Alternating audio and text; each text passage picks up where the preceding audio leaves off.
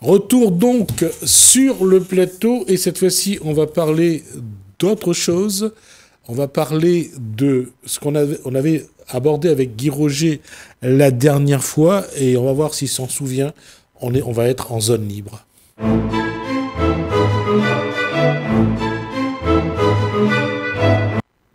Bonsoir Guy Roger. Bonsoir.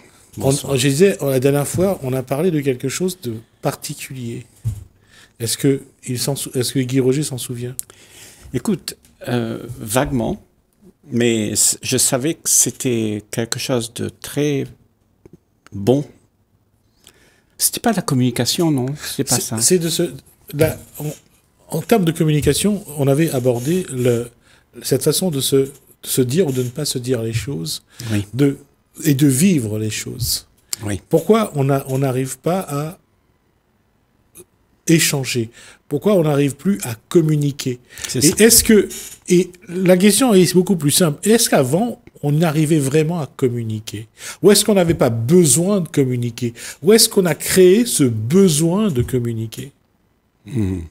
Parce que, qu'est-ce qui faisait qu'avant, dans la vie d'avant, les parents disaient il fallait faire ça, faire ça, faire ça, la journée était définie, la personne le faisait, et puis quelque part, on le veuille ou pas, il y avait quand même une bonne entente, il y avait une bonne ambiance, même si c'était pas toujours bien reçu par ceux qui recevaient les ordres, mais il y avait un cadre de fonctionnement.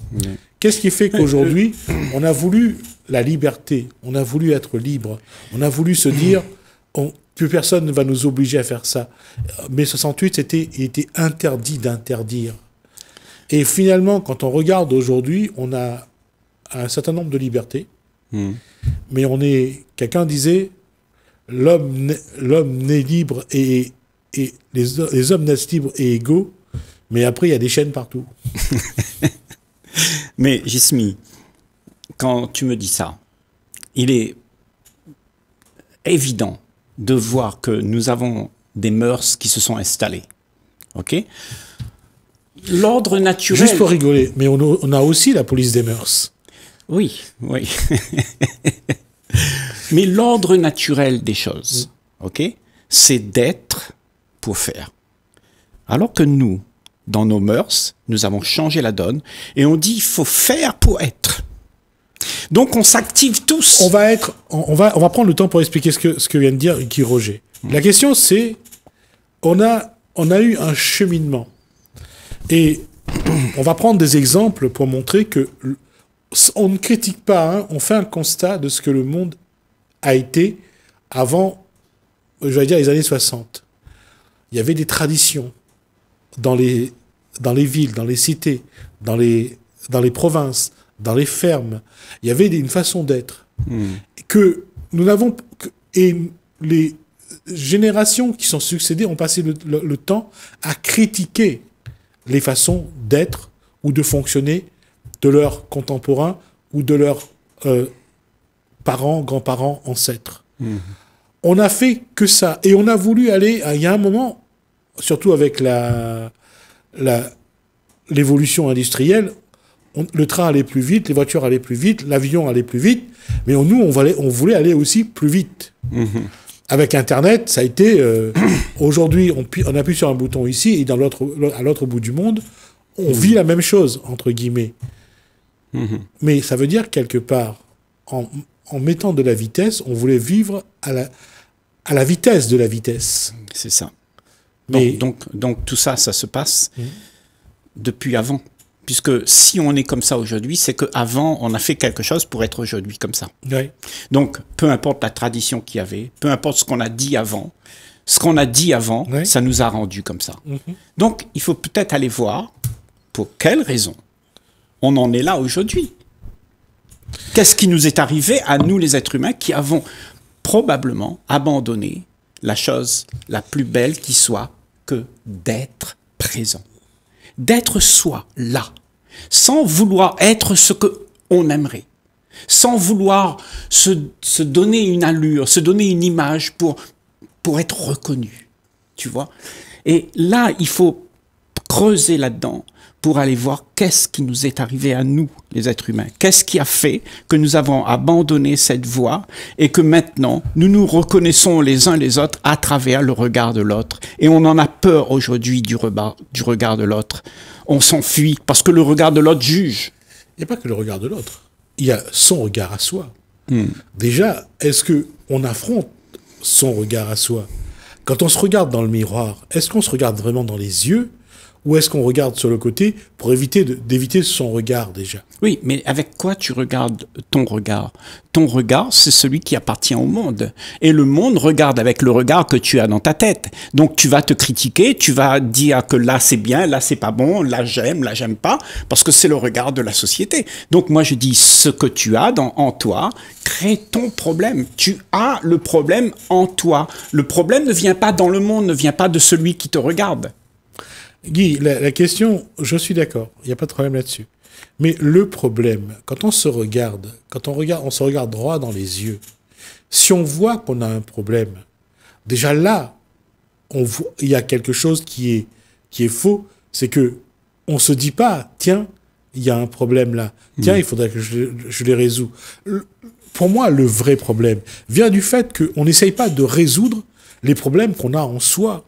Oui, mais pourquoi? Pourquoi parce qu'on ne le voit pas, ce problème. Même si on le voit. Oui, mais si tu le vois, tu vas vouloir faire en sorte qu'il ne soit pas là parce que tu n'aimes pas les problèmes. La plupart d'entre nous, on ne veut pas de problème. Donc, on va se distraire pour faire en sorte que ça se soit éradiqué. Donc, on renie le regard de soi-même. OK? Donc, moi, je dis, arrêtons pour voir si c'est réel ou pas, ce que tu vois, ce que tu es là, ce que tu te proposes d'être. Tu vois, l'offre que tu fais aux autres dans ta relation, que tu es quelqu'un, que tu veux avoir de la notoriété, tu veux être reconnu. Déjà, si tu réalises que ça, c'est pas vrai, alors tu as réalisé tout à fait comme si tu voyais que l'histoire du Père Noël n'existait pas. C'est-à-dire, c'est un mensonge. Au jour où tu remarques que tu es en train de jouer un rôle, que tu n'es pas vrai, alors tu es choqué, parce que finalement, on s'est menti toute une vie sur soi-même, on s'est raconté des histoires, et maintenant on y croit. Et c'est ça notre problème, c'est que parce que, à force de le faire, c'est devenu quelque chose de naturel dans chacun d'entre nous. Et moi je dis que quand quelqu'un remarque ça, cette personne-là, elle risque d'être très choquée, et ce choc peut te sortir de ce cercle vicieux. Il faut que ce soit un choc, Gismi, que tu sois un paquet de mensonges toi-même. Il faut que tu sois choqué de savoir ça. Autrement, ça continue pareil. D'accord, je suis d'accord. Mais le problème, pour que ce soit un choc, oui, il faut d'abord qu'on soit honnête de reconnaître que tout ce qu'il y a en nous, de bien et de moins bien. Ouais. Mais le problème de l'être humain aujourd'hui, c'est de trouver toujours une astuce, une parade pour se mentir à lui-même. C'est ça. C'est pas grave. Oui, mais alors, si tu veux savoir comment faire pour te regarder toi-même, il faut déjà que tu saches pourquoi tu te mens. Tu vois, le problème, c'est que c'est pas le problème de mentir, on ment tous. C'est OK. Ouais. Mais le problème, c'est de ne pas le remarquer et de le faire quand même en croyant que c'est normal. Ou de le remarquer et de continuer comme si tout était normal. C'est ce que je viens de dire. Ah d'accord, moi j'ai dit de ne pas le remarquer. Oui. C'est-à-dire qu'on ne le voit pas exprès. Moi je dis c'est de le remarquer. D'être conscient qu'on ment. On prend conscience, mais comme c'est trop douloureux, parce que tu sais, un mensonge, c'est quelque chose qui te donne une zone de confort quand même. Oui. Hein? Quand tu dis « je suis quelqu'un », attention, c'est une zone de confort. Oui. Parce que là, tu es quelqu'un, quoi. Et tu mérites d'être reconnu. Et tu demandes le regard des autres. Tu demandes que les gens te reconnaissent à travers ce que tu proposes. Donc, tu vois, toutes ces notoriétés, tous ces rôles que nous jouons, et nous devenons arrogants en faisant tout ça, parce que nous voulons imposer à l'autre ce qu'on a acquis. Et ce que tu as acquis, ce sont tes propres conclusions. Oui. C'est tout. Hein? Le problème, c'est que ce soit nos propres conclusions, à la rigueur, c'est un constat. Mais à la rigueur, ce que je ne comprends pas, c'est pourquoi on les met on les passe à, j'allais dire, à l'eau du mensonge. Oui, parce qu'une conclusion, quand tu as acquis une conclusion, ça te rassure. Tu dis, ça c'est bien, et ça c'est mal. Tu as fait une conclusion. Tu es rassuré là. Oui. Donc, pour toi, le bien, c'est seulement ce qui est bon. Et l'autre là-bas, tu veux pas le voir. Tu dis, ça c'est mal. Et personne n'en parle. Tout le monde met ça sous le tapis. Mm-hmm. En soi, c'est pareil. Quand tu vois que tu es égoïste, qui veut montrer à tout le monde qu'il est égoïste? Parce que toute ta vie, on t'a dit, il faut pas être égoïste. Ouais. Il faut être gentil, aimez-vous les uns les autres. Mais on le fait pas. Alors tout le monde fait semblant. Parce qu'on a peur que quelqu'un viendra nous juger. Maintenant, cette peur, c'est la peur de ne rien être. Tu vois? Mais quand tu es quelque chose par rapport à ce que tu inventes parce que tu désires être reconnu, alors tout ça, c'est un gros mensonge. Et c'est ça, l'acuité de voir l'illusion dans laquelle tu es, de regarder ça, mais avec une grande honnêteté, et ne pas essayer de faire en sorte que tout ça s'arrête. Tu laisses être, tu laisses les choses être, sans que tu essayes de faire quelque chose pour éradiquer l'état dans lequel tu es. Mais sans aller vers ce que le samadhi appelle l'illusion de soi, comment faire pour que l'individu soit lui, vraiment lui, et sans se créer à côté des postures juste pour être reconnu, juste pour exister, juste pour être vu? Justement, il ne faut pas faire rien pour faire ça. Ça, tu sais, ça ne vient pas de quelqu'un. Malheureusement, c'est ce qu'on fait tous. Oui, parce qu'on a trouvé que pour être, il faut faire. Ok? Moi, je dis, ne fais rien. Parce que quand tu fais rien, c'est ce que tu es. Parce que quand tu es, ça fait ça donne une ambiance où tu fais des choses, mais pas avec le sentiment égocentrique. Il n'y a plus quelqu'un qui est là. Il y a juste être. Et être, c'est pas toi, c'est pas moi, c'est pas lui là-bas. Être, c'est nous. Nous sommes un. Nous sommes cette énergie d'amour, de joie, de paix. Et ça, c'est pas individuel. Mais nous croyons qu'il y a quelque chose à trouver individuellement.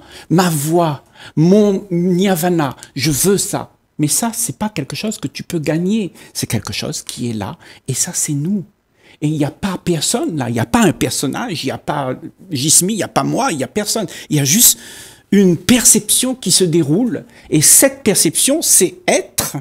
Et quand tu es comme ça, les choses se font. Il n'y a plus personne qui fait les choses. Parce que quand tu veux faire les choses, avec quoi tu fais? Avec toutes tes mémoires, avec toutes tes conclusions.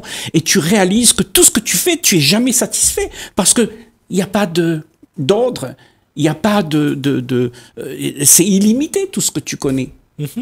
Mais je reviens à ça, c'est quand on regarde l'évolution de l'être à travers le temps, on n'est pas allé vers quelque chose de vrai, de concret. On n'a pas arrêté de mettre du maquillage, on n'a pas arrêté de mettre des vêtements, on n'a pas arrêté de cacher l'être sous des tonnes et des tonnes de produits, de masques, de maquillage, de vêtements. Et aujourd'hui, encore plus qu'avant, on s'est donné des postures justifiées de fausses postures, et on se dit, on est vrai. Oui, mais tu vois, Jismi, tout ce que tu viens de dire, que tout ce temps, on est en train de faire ça, on est en train de se mentir à soi-même, toute cette amalgame de mensonges que nous côtoyons tout un chacun dans ce monde, parce qu'on veut réussir, parce qu'on veut gagner, on veut être quelqu'un. Eh bien, tu vois, ça, c'est rentré dans... On est dans une période où beaucoup de gens s'aperçoivent que c'est faux, que c'est pénible de vivre ainsi. Parce que quand tu dois être quelqu'un, c'est des tracasseries, Jismi. Il faut que tu t'habilles, il faut que tu fasses plaisir, tout le temps plaisir, et en fait, t'as rien au bout. Et ils sont jamais contents. Donc, moi je dis que là, en ce moment, il y a beaucoup plus de gens qui ont réalisé qu'il y a quelque chose là qui est faux. Et beaucoup y pensent beaucoup. On y pense. Peut-être pas on est libre. Je dis pas qu'on est libre, mais beaucoup plus de gens, la conscience commence à... Qu'est-ce qui se passe là-dedans? Tu vois? Et c'est cette question qu'on se pose à soi-même qui fait que on va pouvoir sortir de ces sentiers battus dans lesquels on s'est terré, on s'est habitué, on a creusé un sillon et on est coincé là-dedans. Tu vois?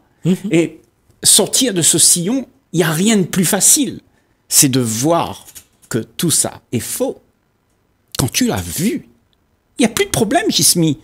Mais le problème, c'est peut-être ta peur de quitter ce petit sillon tout tracé. Parce que là-dedans, il y a du réconfort. Hein, il y a tes habitudes, tes train-train. Et toute ta vie, elle est constituée avec ça. Comment tu fais pour abandonner ça? Eh bien, il faut que tu sortes de tes peurs.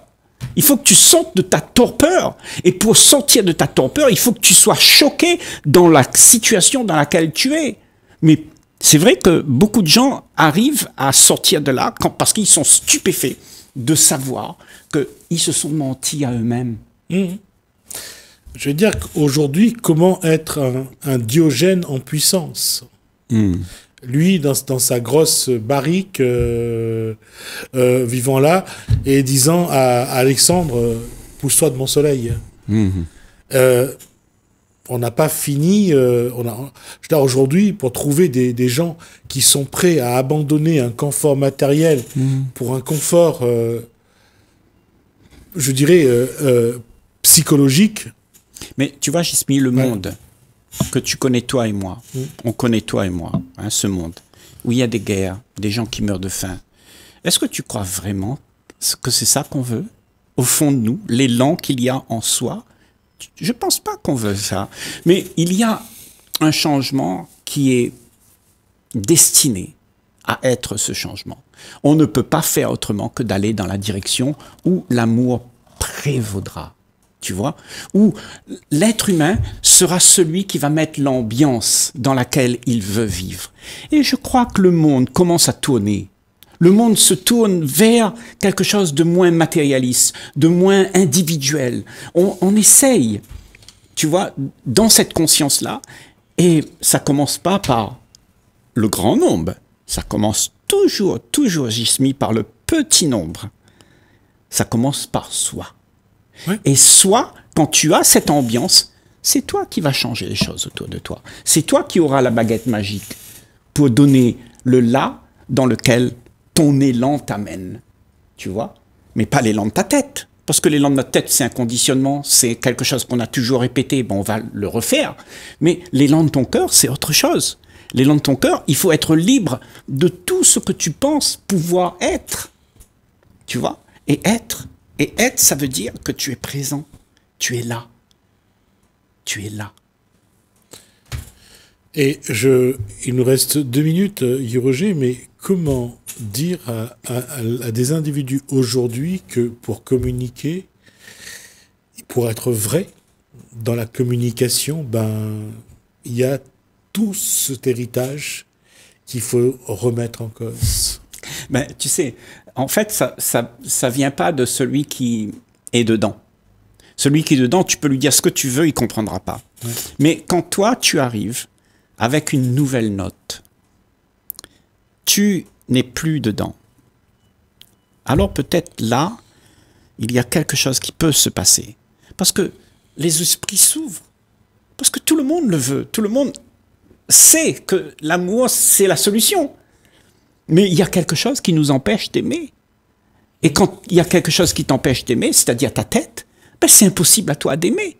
Parce que tu souffres trop. Celui qui souffre, comment il fait pour aimer? Il ne peut pas aimer, il attend d'être aimé, lui. Ouais.